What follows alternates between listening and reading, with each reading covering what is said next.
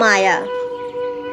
তুমি চলে যাওয়ার পর অনেকেই তো আসলো গেল, কিন্তু কেউই তোমার মতো করে না পারলো ভালোবাসতে, না পারলো মায়ার বাঁধনে বেঁধে রাখতে।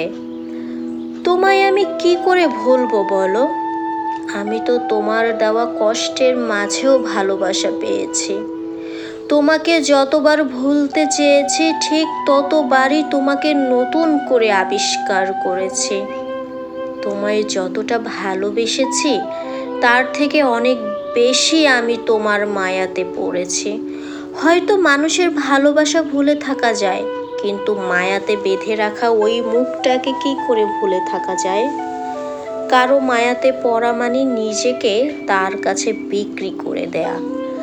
ভালোবাসার কষ্ট আর কতটুকু কষ্ট দেয়, সকল কষ্ট তো মায়ার কাছে পরাজিত হয়।